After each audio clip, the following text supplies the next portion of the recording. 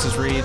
And this is Shannon. Welcome to our week five, episode 5 of the Parenting Podcast. What week are we on? What day is today? It all blurs together in quarantine. I get really confused. It's at least twice a day where I ask my wife what day it is.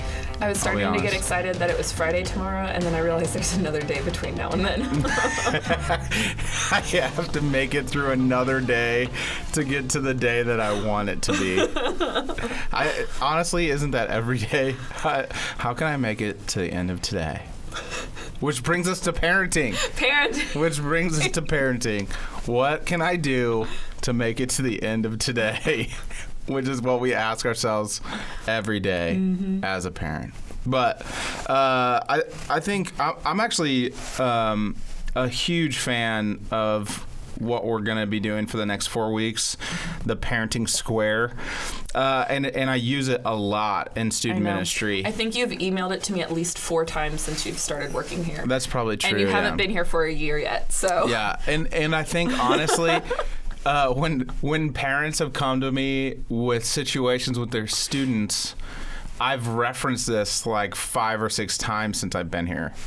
So, and I think that one of my favorite things is when like a wife goes and talks to her husband about how they need to fix this plumbing issue, and the husband is obviously not handy, and then he's like, "I'll fix it." That's like one of my favorite things in the world, because we all know that he's not going to fix it, and he's not going to fix it well. So you like Tool Time, Home Improvement back in the day, huh? Yeah, it was great. It was great. And that's one of my favorite things, because the next thing, I just always want to be like, you should stay in your lane. That is not your lane, and you're not very good there. So, like, I know it, and I've known you for 5 minutes. You know, one of the and I feel like parenting is kind of the same. A little bit. It's like, it's just kind of like know where your lane is in the season and stay in your lane a little bit, which is why I really like the Square, because I feel like that it helps you just recognize your lane and where you're at. Yeah, and I think the older, as we go through these weeks, the older we get, I think that's where it starts getting more gray, and hopefully this will create more clarity for where you're at with your kids and what role each of you are playing in the relationship. Because, I mean, I don't feel like I noticed a big change in the relationships with my parents growing up. I don't know how cognizant or intentional they were. Obviously, they were doing it looking back, but I noticed the big shift in our relationship when I moved out to college, and the difficulties of that moment and just restructuring your relationship. So I think if you're aware that, you know, our relationship's going to change over time as a parent, you can navigate it a little bit better. Yeah, and I think, too, a lot of times, I feel like when you're the kid, you don't notice. Yeah, and that's good parenting. Yeah, and you probably won't ever notice it. It's so subtle, and I feel like it's not so subtle at the same time as a parent. Like your kid is almost screaming for less structure or more structure or whatever. So, needless to say, at the same time, this next 4 weeks, we're going to give you guys tools in each one of these things and give you a little bit of tips on each side of the square. So if you're a visual person, you can draw it out if you want. But parenting is very much a journey. So we're giving you something, and we're going to give you ages on each one. We're going to give you everything that we know. But at the same time, it's very fluid. Like it could be earlier than that. It could be later than that. Each kid it could be different between all 3 kids that you have. Yeah. It's just a very, very fluid situation. And I've noticed a big difference. I feel like a lot of kids are either going to be thinkers or feelers, is I think one of the earlier personality splits that you see in your kids. And the thinkers, I think, progress a little bit quicker through these squares as far as how you have to parent them. But then I've noticed on the spiritual side of things, the thinkers are the slower ones. So, you also have this, practical life experience parenting side, and then the spiritual parenting aspect. And you might have to do a little dance back and forth with your kids in those 2 categories. Yeah, and I think it just continues to take that extreme, not only self-awareness, but the social awareness of just taking in what your kid is telling you and watching, listening, listening to what they're actually trying to say, because often they don't pick the right words because they don't know the right words to discuss. Even when they're 18, they don't understand the right words. Still don't know the right Yeah, words. right. Like, no doubt. But the 4 different seasons are boss, trainer, coach, friend, and they kind of go in that order. And today we're going to talk a little bit about the boss, 0 to 10, and like I said, just try to be incredibly vigilant. Even try to figure out where your kid needs. I mean, they could be 9 and you could be coaching them already. Like some kids are just weirdly. I know, the old soul. Mature, yeah. You're like, why are you like 50? Like, you act older than me. But there's some telltale signs too that you may be in the wrong category with your kid. Like trying to be a boss when you need to be a coach. The results, it usually ends in arguments, fighting, everything about what people hate about teenage years, right? Like, too many people get caught up. The boss is the biggest category, 0 to 10. So it's easy to stay there. Yeah. And it's really hard to move past the boss phase. But when you stay there, your kid in the high school years is just insane, right? Right. And then the opposite side, trying to be a friend when you need to be a boss. Your job as a boss is to get them through alive, not for them to like you. Right. You know what I mean? Like, there's also that side where giving them too much, trying to be a friend too early is super unhealthy for your kid as well. Right. And I think it's easier to be a boss because it's just do this because I'm the parent. So there's a comfort zone there that do as I say. Yeah, and you shouldn't do the do as I say, not as I do mentality. Like, I think even as a boss, right. You need to explain to your kid like why this is, like, we tell our kids, we tell you to do this because we care about you and we don't want you to die in the middle of the road by a car. Like, True. Like, we explain why we're telling them to do things. And I was telling you before we started the show, like, my oldest wants us to always ask kindly, like, please. He always wants us to say, please do this. And I was like, well, sometimes I need you to do it because I need you to do it. Because it's safety, or it's this or it's that. And like, some of those conversations even lead into the spiritual side of stuff. So, like, we talked about how, God didn't say, please follow the 10 commandments. He said, these are the rules because I'm your father and I know what's best.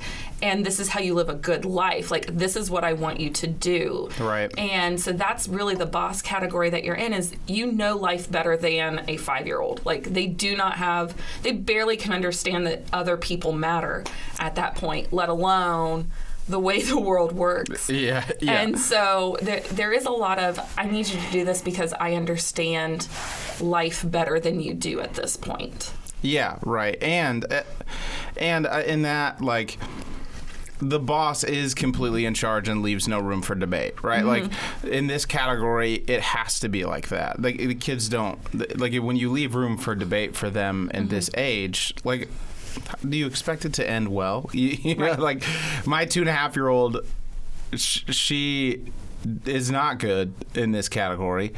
Like, we just got into the zone where we told her what to do and she does not want to do it right now. Or, I don't like that, Daddy. So I know you don't like cleaning. Neither do I. But you have to do it. So get down here and do it so we can do whatever's next. Right. And I think that to a certain place, they either have to have that because it's just overwhelming. Like, there's too many options. Yeah. And in their minds, like, I can imagine. I have ADD. I get it. Like, when somebody throws out like 5 options, I just freeze like a deer in headlights. Like, I don't even know what to do. And so I get it. Like, I see it on her face, her glaze over and not even know what to do. So. Right. And I think too, some of, like, it doesn't have to be completely authoritarian with zero opportunity. Like, that's kind of how you have to gauge each situation as to what you're going to be, because, like, I don't want to have to tell my kids what to do every single second of the day. Like, at some point they need to be able to understand, this is my morning routine and I can be in charge of that. And so then, like, so even though I have a 4-year-old and and a 6-year-old right now, like they understand that, so I can be coach in that moment a little bit more than boss, because they understand what they need to do, and they need some ownership in those moments. But I'm not completely out of that boss era with them, because that's a 15-minute span of their life that they can handle. They can't handle the other 23 hours and 45 minutes on their own yet. Yeah, right. At all, really. So I think it's also structuring some of your parenting to give them opportunities to experience ownership and coaching in those moments. Even with our 18-month-old, yeah, she's 18 months right now. We give her options of which outfit do you want to wear today, and like tasting some of that opportunity. And then there's other times where I'm like, no, you can't do somersaults on the changing table because you will fall off and break your neck. Like, yeah. I am not going to let you do this. Like, you are too young for this. When you're 18, it will be fine. Yeah, I hope she's not on a diaper changing table at 18. You just never know these days, man. You never know. But yeah, it's creating those little opportunities. It's creating some opportunities for choice too. So sometimes, depending on what they did wrong, we give them the choice of what punishment do you want. And we draw connections between, I told you this and you didn't do it, so this was the this is why you can't have this, or this is why.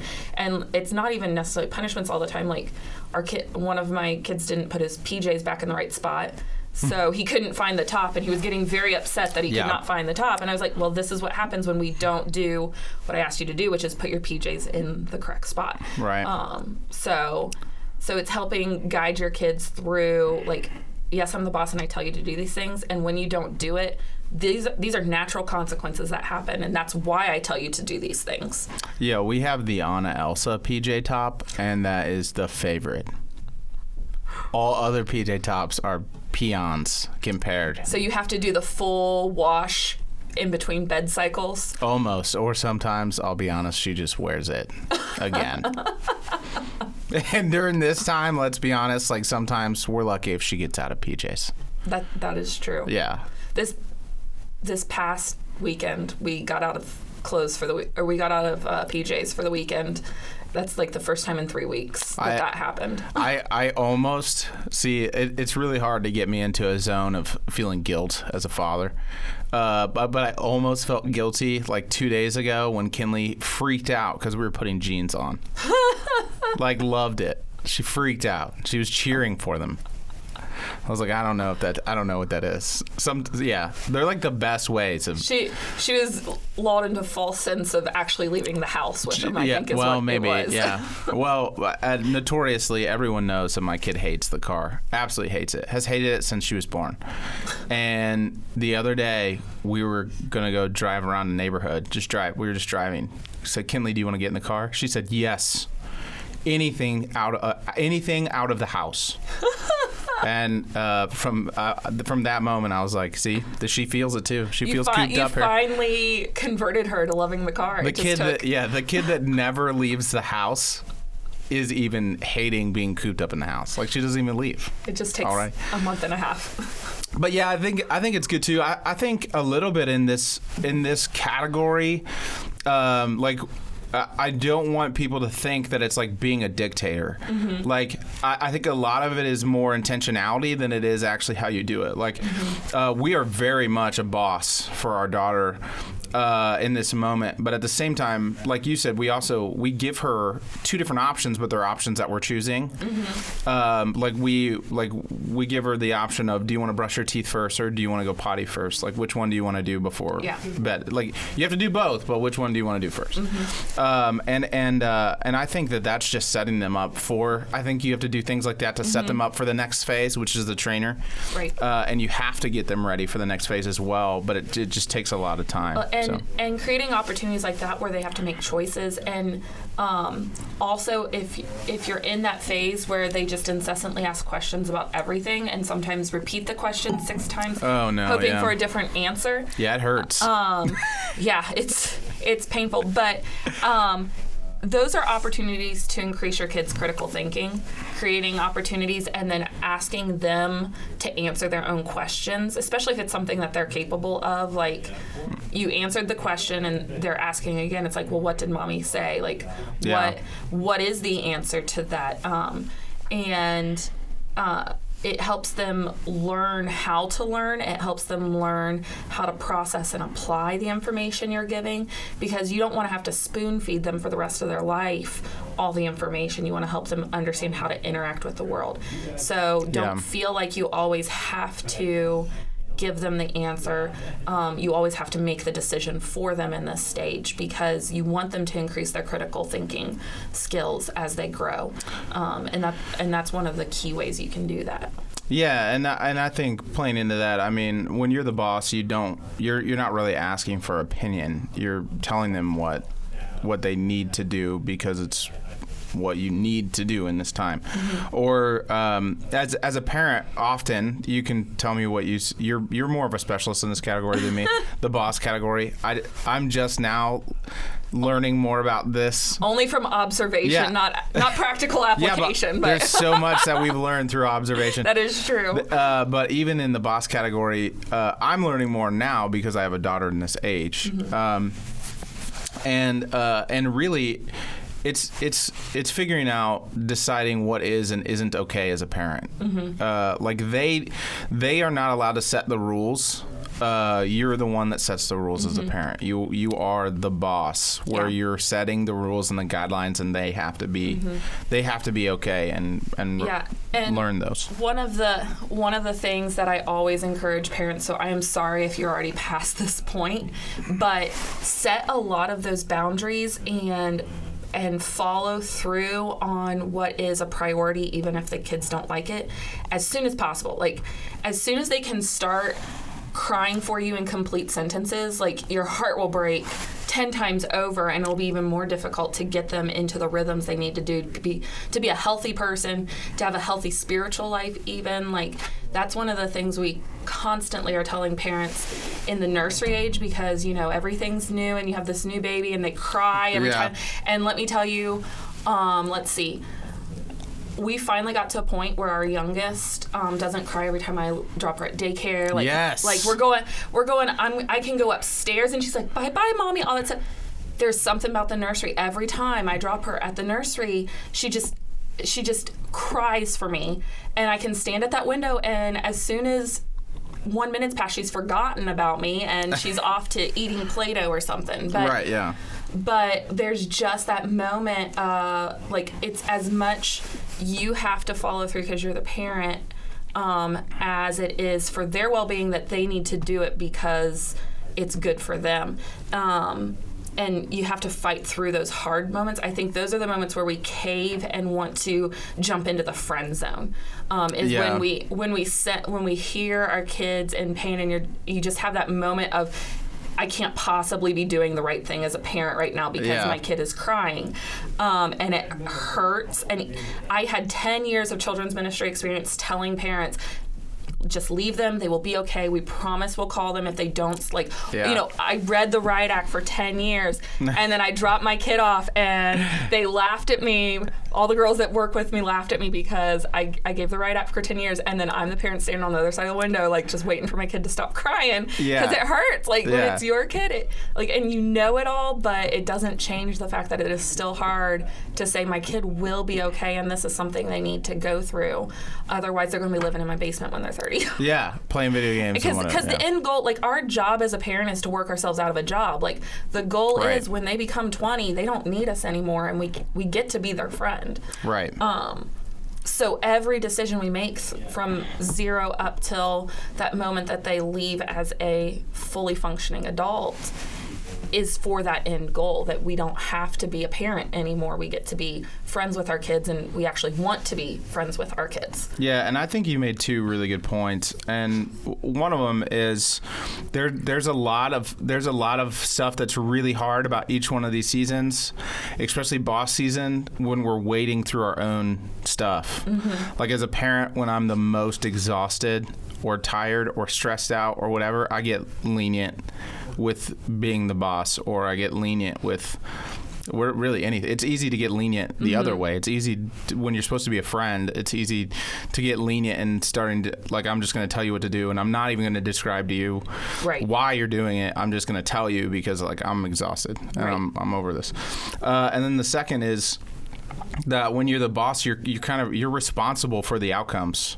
Like if you, I know that like at some point your kids, they will make their own decisions and they're their own person.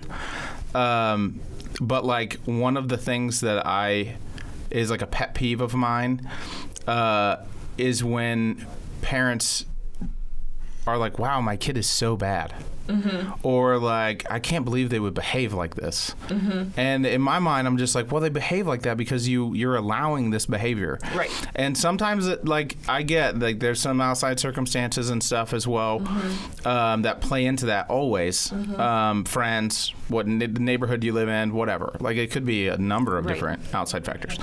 But at the same time, like you set the tone, and when you boss your kid, you're telling them what is acceptable and what is not. Right. And so if you haven't told them that behavior is unacceptable, then of course they're going to behave like that. Of course they're going to do that. And I mean, I know from my personal experience, just in the short time of being a parent, and all the observation of kids through my years, like it's true. Kids push to find where the boundary is. They want to know because it's that fence of safety. Like they want they're asking the parent when they push and push and push. They're like, I'm going to push and assume that you, as my parent who cares and loves for me, you're going to stop me before it's unsafe. Yeah. So I'm going to push and find out where that fence line is so I know where the safe zone is. So if you never give them that boundary, they're going to keep pushing, hoping, thinking that everything is still safe and good for them. Right. Because you haven't said no yet. Which is why they thrive in the safety. And you know, we've had some rough patches with our kids who've been with us for we've been parents for 4 months with them now. Yeah, 4 months. Seems like a year ago. Oh man, years ago. Yes. 4 months will age you fast with 3. Yeah. But I mean, there are a lot of things that the first month was rough because we were all getting to know each other. They didn't have boundaries like we had set before. It was a new house, new rules, and we tried to give grace in that too. Yeah. There was a lot of, we don't do this, next time it's going to be this. There's a lot of next time this is the consequence, and we've gradually promoted into consequences that we think is adequate for the things that they are going against versus like the light ones that we started with and things of that nature, and we gradually add things. So if you're on down the road and you're like, oh, my 8-year-old needs boundaries and I'm going to put boundaries in, like don't like go hard, don't give them whiplash that you haven't been setting these boundaries. Like, okay, I'm gonna bring it all in hard, and they're gonna be like that'll probably cause a different kind of explosion in your relationship and everything. But like start saying, okay, this is where we're gonna get to with our kids. These are the boundaries we want to put in place. This is the one we're going to work on this week. Yeah. And we're gonna work on it until they get that, and then we'll add a new one, and we'll keep reminding them like this is the consequence when you don't do that. And then you like 1 warning, maybe 2, but after that you've got to follow through, or they're gonna be like, oh, this isn't a real boundary. We're just talking about this stuff. I can keep doing whatever I want to do because you ain't gonna do nothing. So yeah, right. And then you get the kid that just like listens to you and smiles and then still goes and does whatever they want. Right. Which, like I said, when they get in high school and teenage years, is a different conversation. Yeah, but we're just talking about when they're like 2. Yeah. And you're like, oh, you're saying sarcastic things to me. Isn't that cute? Right, yeah. In broken English. You have a personality. Oh my gosh. Oh, that's cute. And with that voice, you can do whatever you want. And then at 17, you're like, this is not cute anymore. Yeah, right. Right. At some point, you have to stop. You can smile at your dog and do the little cute dog voice. Oh, hi, bunny. And you can say whatever you want, and your dog still loves you. It does not work that way for your children. No, that's why everybody with kids gets dogs. Yeah, true. I need at least one person to listen to what I have to say. Right. And still love me and do what I ask them to do. As long as you pet them, then it's fine. All right, so next week we're going to talk a little bit more about the trainer season, which is mid-elementary through middle school. But just the last thing I want to say about the boss, and I said it earlier, but keep in mind the best bosses are benevolent dictators. They do rule, and they do tell them where the boundaries are. They tell them what to do, but they are kind and loving, and they have the best interest of their people. And the heart of all of this is the love and relationship you have for your kids. So keep that at the forefront, and hopefully it all gets a little bit easier. All right. Well, we'll see you guys next week. Bye.